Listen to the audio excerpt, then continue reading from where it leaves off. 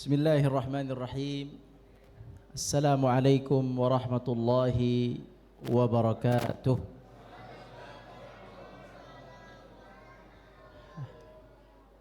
Alhamdulillahi rabbil alamin. Hamdan kathiran tayyiban mubarakan fihi. Thumma assalatu wassalamu ala nabiyyina Muhammadin wa ala alihi wa sahbihi ajma'in. Rabbana ishrah lana sudurana wa yassir lana umurana wahlul 'uqdatam min alsinatina yafqahuna qawlana. Rabbana zidna ilma warzuqna fahma. Allahumma inna nas'aluka ilman nafi'a wa rizqan tayyiba wa amalan mutaqabbala. Amma ba'du. Kaum muslimin yang dirahmati Allah Subhanahu wa taala, para pengurus masjid yang dirahmati Allah, imam muda ya. Di masjid ini kalau tarawih selalu imamnya muda-muda. Berapa umurnya imam kita nih? Ya, muda ya. Jadi muda, wakil presidennya jadi muda juga. Coba astagfirullahaladzim. Maaf itu bercanda aja. Kalau imam muda betul itu ya. Betul kalau imam muda. Barakallahu fiik. Kaum muslimin rahmati Allah Subhanahu wa taala. Kita bersyukur ya, berterima kasih kepada Allah. Kita dipilih menjadi seorang yang beriman. Kita semua tahu bahwa hidayah itu dari Allah. Allah berfirman, "Innaka la tahdi man ahbabta walakinnallaha yahdi man yasha." Wahai Muhammad, kamu tidak bisa memberikan hidayah kepada orang yang engkau cintai sekalipun, karena hidayah itu hanya milik Allah Subhanahu wa taala. Allah berikan kepada siapa yang Allah kehendaki. Allah juga berfirman, "Inna hadhihi tadhkirah." Al-Quran itu adalah pelajaran. Faman syaa'a dzakarah. Barang siapa yang ingin mengambil pelajaran dari Al-Quran, silahkan. Wa ma tasyauna illa ayyasha Allah. Tapi kalian tidak bisa mengambil pelajaran dari Al-Quran kecuali atas izin Allah Subhanahu wa ta'ala. Sudah ingin ambil pelajaran dari Al-Quran pun, kalau tidak Allah izinkan tidak bisa. Allah juga berfirman, liman syaa minkum ayyastaqim. Barang siapa di antara kalian yang ingin istiqamah, lurus, meniti jalan Islam, silahkan. Tapi Allah bilang, wa ma tasyauna illa ayyasha Allahu rabbul alamin. Tapi kalian tidak bisa menitinya dengan istiqamah kecuali atas kehendak Allah, Tuhan pencipta seluruh alam semesta ini. Jadi kehendak kita menjadi orang saleh di bawah kehendak Allah Azza wa Jalla. Kehendak kita taat kepada Allah di bawah kehendak Allah Subhanahu wa taala. Betapa banyak kita niat kebaikan, ingin sedekah, tidak jadi. Betapa banyak kita ingin umrah, tidak jadi. Betapa banyak kita ingin haji, bicara aja, nggak ada pelaksanaannya. Berapa banyak kita ingin qiyamul lail, alarmnya sudah bunyi, dimatiin pula sama kita.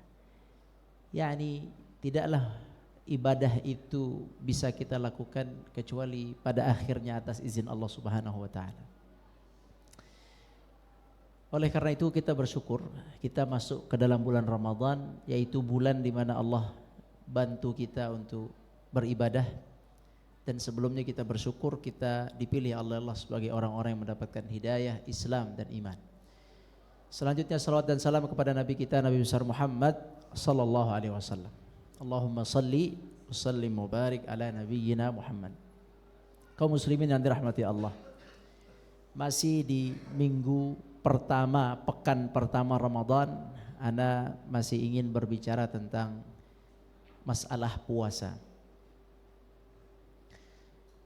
Kita mengetahui bahwa puasa itu ada yang menjadi pembatalnya, ada pembatal puasa. Apa itu pembatal puasa? makan. Satu lagi minum. Satu lagi ada 3, makan, minum. Kalau muntah dengan sengaja, pingsan itu jarang kejadian lah. Yang paling gampang aja makan, minum. Ini yang paling gampang, makan, minum. Yang ketiga itu adalah nafsu, berhubungan. Mohon maaf. Kita fokus ke 2 saja, yaitu makan dan minum. Ini pembatal puasa. Baik, sudah sepakat ya, kita akan batal puasa kita kalau kita makan dan minum. Ini yang sangat umum, yang sangat umum. Selain itu, selain makan dan minum, tadi ada tambahan yang lain. Kalau kita tidak makan dan tidak minum, tidak melakukan pembatal-pembatal yang lain, maka puasa kita tidak akan batal. Ya, puasa kita tidak akan batal. Contohnya begini, contohnya. Ada orang puasa di siang hari tapi dia tidak menutup aurat keluar rumah misalnya, ibu-ibu misalnya. Misal ya Bu, batal nggak puasanya? Batal nggak Bu puasanya Bu? Nggak batal. Terus boleh nggak puasa nggak pakai kerudung? Boleh nggak Bu? Boleh nggak Bu? Boleh. Di luar maksudnya, udah di luar puasa nggak pakai kerudung, di luar pakai androk pendek-pendek gitu ya, masuk kerja atau ke pasar, boleh nggak Bu? Boleh. La haula wala quwwata illa billah. Oke, saya tanya, batal nggak Bu? Batal nggak? Kok batal? Nggak batal itu, karena emang itu bukan batalkan puasa.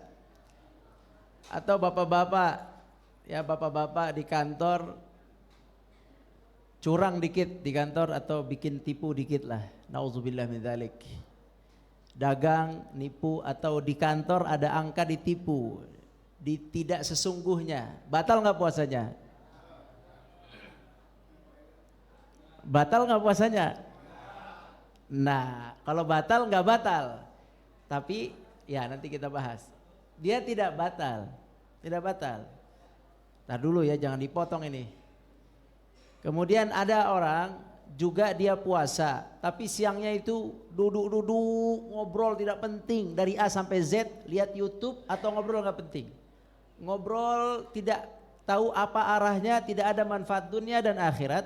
Atau yang kedua, dia lihat YouTube nonton aja seharian penuh, hari Minggu kosong gak ada kerjaan. Batal nggak puasanya? Enggak batal puasanya. Dia lihat short lagi, dia lihat sinetron lagi, dilihat berita lagi, dia lihat lawakan terus sambil ketawa sendiri depan HP. Enggak makan, enggak minum, siang lewat zuhur ke masjid, kalau enggak di rumah sholat. Batal enggak sholat seperti itu? Maaf, puasa seperti itu? Tidak batal Pak, karena memang itu bukan pembatal puasa. Tetapi perlu diperhatikan, itu semua adalah perusak puasa. Apa namanya? Perusak, bahasa fikihnya mufsidat. Mufsidatus shaum, perusak puasa. Apa arti perusak puasa? Apa artinya perusak puasa tadi? Hah?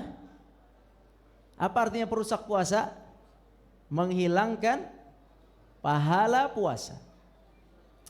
Kalau sudah hilang pahala puasa, tersisa apa? Rasa haus dan lapar. Ini yang disebut dalam hadis Nabi, rubba shaimin, kebanyakan orang yang berpuasa itu laisa lahu, tidak dapat apa-apa min siyamihi, dari puasanya, illal ju' wal atas, kecuali lapar dan haus.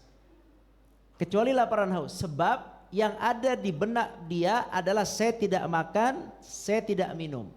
10 jam di siang hari saya mau apapun tidak peduli, yang penting saya tidak makan dan tidak minum. Orang yang berpuasa seperti ini persis seperti puasa anak kecil yang tidak ngerti hukum. Persis. Anak kecil itu kalau puasa cukup tidak makan, tidak minum. Itu aja poinnya. Dia mau main, dia mau tidur, dia mau lari-lari, dia mau apa, dia mau nonton seharian. Anak kecil itu, ya begitulah anak kecil puasa. Tidak ada di benak dia mendapatkan pahala karena dia nggak ngerti atau belum begitu paham. Yang ada di benak dia dapat hadiah dari bapak ibunya kalau full puasa. Ya, gimana pun puasanya, yang penting tidak makan dan tidak minum. Jadi fokus kepada pembatal puasa ini adalah kelas orang yang belum mengerti hakikat puasa. Orang yang mengerti hakikat puasa, dia harus fokus kepada mufsidatus saum, yaitu perusak puasa. Ini perlu ditekankan berkali-kali. Kita mungkin sering mendengar hadis di atas mimbar ini udah hari ke-7 atau hari ke-6 atau ke-5. Yang penting sudah lama lah puasa, lumayan. Yang jelas pasti sudah pernah dibacakan hadis yang bunyinya, man shama Ramadan imanan wahtisaban. Barang siapa yang puasa di bulan Ramadan imanan wahtisaban, dengan iman dan dengan ihtisab. Dengan apa? Iman dan ihtisab. Ghufira lahu, diampuni baginya ma taqaddama, seluruh dosa yang lalu, min dzambih, dosa-dosa yang silam diampuni. Ini peluang besar tentunya. Kita sangat butuh kepada ampunan. Sangat kita perlu kepada ampunan. Kita beristighfar sering, minta maaf kepada Allah sering.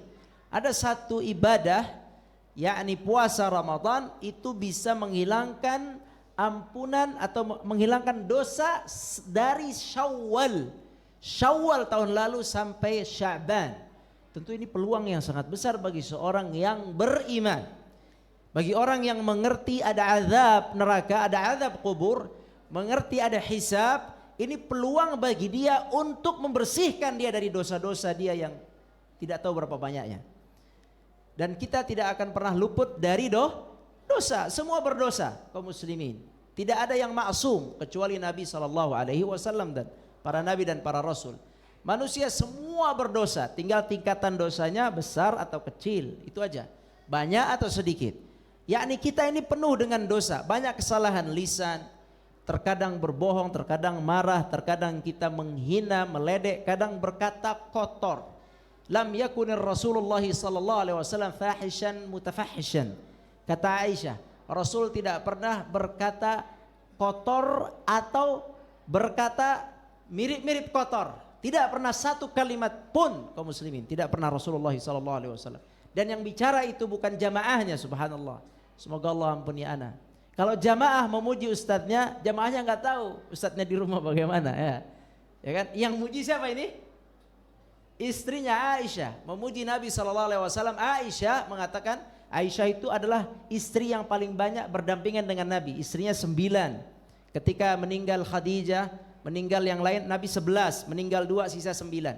Maaf, pertama 1, setelah 1 wafat Khadijah, kemudian singkat cerita 10 sisa 1, 9 yang hidup bersama Nabi SAW. Dari 9 itu yang paling ramai atau paling sering bersama Nabi adalah Aisyah radhiyallahu anha. Aisyah mengatakan Nabi SAW tidak pernah berkata kotor atau seperti yakni menuju kotor, tidak pernah bersih, subhanallah sallallahu alaihi wasallam. Yakni kita tidak seperti itu. Mungkin kita pernah menjelaskan sesuatu supaya sesuatu itu tertarik oleh orang lain, kita lebihkan sedikit. Atau kita cerita supaya cerita itu lucu, kita lebihkan sedikit. Nauzubillah min dzalik. Atau kita cerita supaya tertarik orang lain, kita lebihkan sedikit. Atau cerita itu supaya orang lain tidak marah, kita goyangkan sedikit cerita itu. Dan lain sebagainya. Atau produk, kita buat sebuah produk dagangan yang orang tidak melihat, kita goyangkan sedikit produk itu. Produk kemarin tulis pagi ini. Produk yang sudah A dan B ditulis sedemikian rupa. Ini kejadian mungkin terjadi ringan sedikit oleh kita. Mungkin terjadi, atau di jalan kita marah dengan orang, atau mata kita melihat hal yang tidak baik, sengaja atau tidak sengaja. Di jalan ngelihat atau di mana ngelihat, subhanallah, tidak lepas kita dari dosa kaum muslimin. Yakni dosa itu tertumpuk dan dihapus oleh Allah dengan amal ibadah. Di antara penghapusan dosa adalah bulan Ramadan.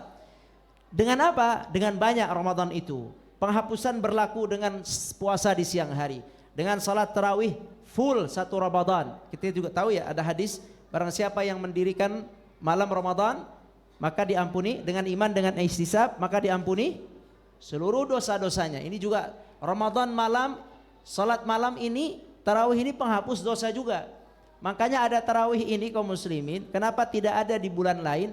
Karena ada hadis yang menekankan perlunya qiyamul lail di dalam bulan Ramadan. Ada penekanan hadis-hadis sahih menganjurkan salat malam di sepanjang Ramadan 30 hari. Makanya ada acara atau ada pelaksanaan tarawih bersama ini karena ada hadis. Karena ada hadis yang khusus menjadi penghapus dosa siapa yang salat tarawih selama 30 hari. 30 hari atau 29 malam. Atau 29 malam 30 malam. Yang kurang dari itu wallahu alam. Ini hadisnya adalah qama Ramadan, menghidupkan seluruh Ramadan sepanjang itu. Seluruhnya maka diampuni. Jadi Ramadan ini adalah sebuah bulan di mana Allah berikan pengampunan banyak, dari puasanya, dari qiyamul lailnya, dari tarawihnya, kemudian dari i'tikaf di 10 terakhirnya, dari Lailatul Qadarnya, dari zakatnya, dari sedekahnya, dari doa-doanya. Ini semua ampunan bertumpuk lapisan ampunan dari Allah Subhanahu wa taala. Tapi perhatikan kaum muslimin. Dari sekian banyak ampunan, tentu yang penting adalah puasanya. Puasa adalah menepati tingkat pertama sebab dia adalah fardu. Maka puasa menjadi penting untuk dijaga. Yang harus kita perhatikan dalam puasa kaum muslimin adalah memperhatikan mufsidatnya, memperhatikan perusak puasanya. Jangan terlalu fokus kepada pembatalnya, karena ana yakin kita semua sudah bisa menahannya. Betapa banyak nih kaum muslimin, betapa banyak orang yang hanya fokus kepada pembatal puasa. Waktunya menuju azan, dia akan tunggu azan, kemudian azan dia makan sebanyak-banyaknya. Bisa jadi dia tidak sholat maghrib, atau bisa jadi dia sholat maghrib diakhirkan. Bisa jadi dia tidak sholat isya, atau sholat isya diakhirkan. Coba aja lihat betapa banyak. Saya pernah kemarin lihat numpang di masjid, bukan di sini, masjid sebelah sana, daerah sana. Saya sholat maghrib di masjid, buka puasa banyak di situ. Wallahu alam, saya tidak tahu, tetapi yang jelas begini kejadiannya. Orang buka puasa di situ, ada yang pakai sarung, ada yang pakai baju putih, siap habis buka puasa tinggal masuk masjid. Saya lihat ada dua orang, wallahu alam muslim atau tidak, tapi mukanya Indonesia. Dia datang ke situ, dia ambil minum, ambil makan, dia balik lagi, dia pergi lagi. Dua orang, dia pergi lagi. Saya bukan orang situ, saya mau negor takut jadi masalah ya kan. Tapi dia datang situ ikut makan segala macam, makan di situ, minum, habis itu dia pergi. La haula wala quwwata illa billah. Tinggal 2 langkah lagi masuk masjid, tapi tidak masuk. Saya bilang ini subhanallah. Kalau itu orang puasa, kasihan sekali. Dia hanya menunggu buka, tidak mengerti apa sunnah dalam berbuka, tidak mengerti apa yang harus dilakukan setelah berbuka, tidak mengerti apa yang harus dilakukan setelah salat maghrib.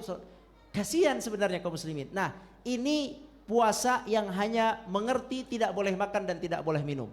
Siapa yang puasanya mengerti tidak boleh makan, tidak boleh minum saja, maka dia akan dibalas oleh Allah, laisa lahu min siyamihi illa al-ju' wal atas. Kalau dia berpikir tidak makan dan minum saja, bagi dia adalah lapar dan haus saja.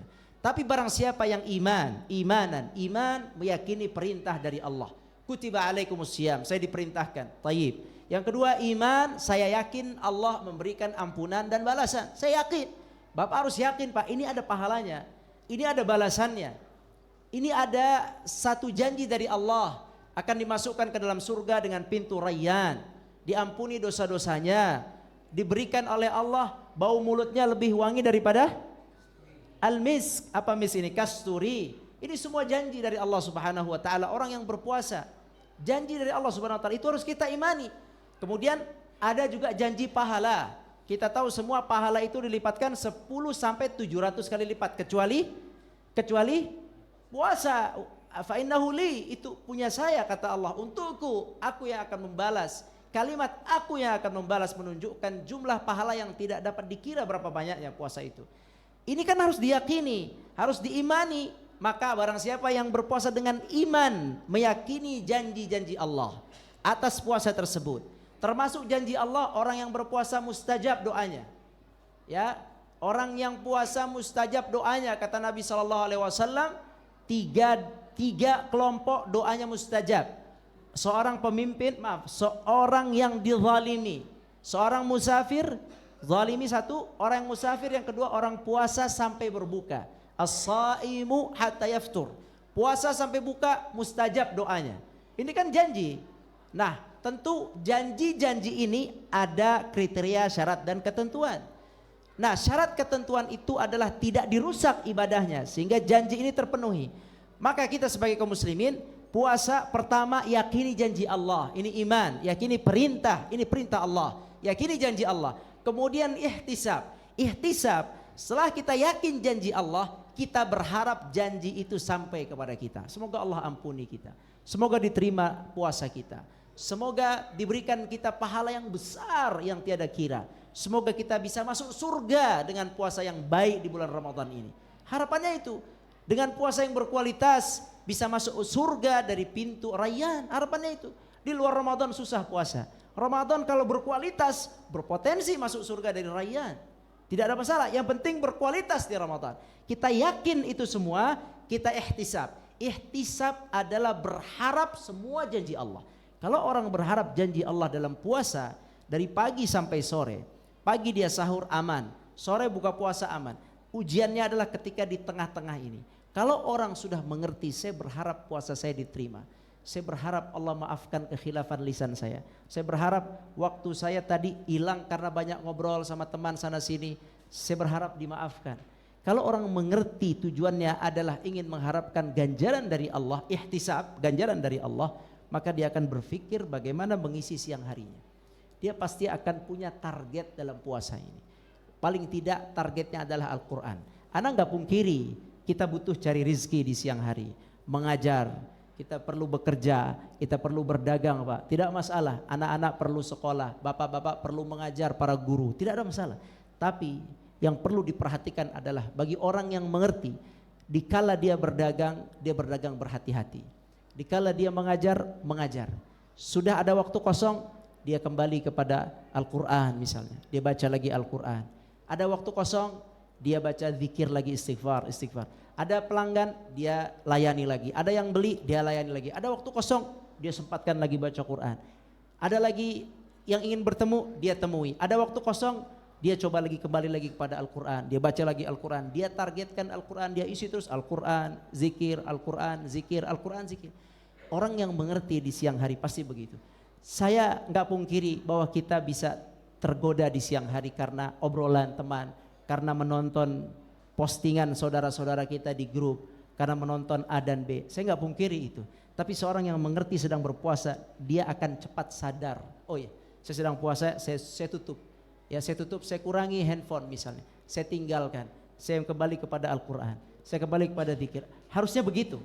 Kalau dia sedang merasa dirinya sedang ibadah, mengharapkan pahala dari Allah Subhanahu wa taala. Itulah kaum muslimin rahmatullah, jagalah pesan kami. Jagalah 10 jam ketika kita di siang hari, jaga itu. Dengan apa cara menjaganya? Paling gampang, targetkan khatam Quran. Paling gampang itu. Target khatam Quran, ada waktu dikit baca, waktu dikit baca, waktu dikit baca. Kalau nggak punya target khatam Quran, berkeliaran begitu aja, akhirnya puasanya hanya puasa perut dan puasa tenggorokan. Na'udzubillahi min dzalik. Mudah-mudahan bisa menjadi pengingat buat saya dan kita semua supaya besok puasa kita bisa merasakan ibadah dan bisa diisi dengan yang lebih baik. Perhatikan apa tadi? Perhatikan perusaknya. Jangan terlalu perhatikan pembatalnya, udah jagolah kita jaga pembatal, tapi perhatikan perusaknya, dibuang perusaknya, diisi dengan target, kalau bisa target khatam Al-Quran. Quran. Insyaallah dijaga oleh Allah Subhanahu wa taala. Aqulu qouli hadza wa astaghfirullah li wa lakum. Assalamualaikum warahmatullahi wabarakatuh.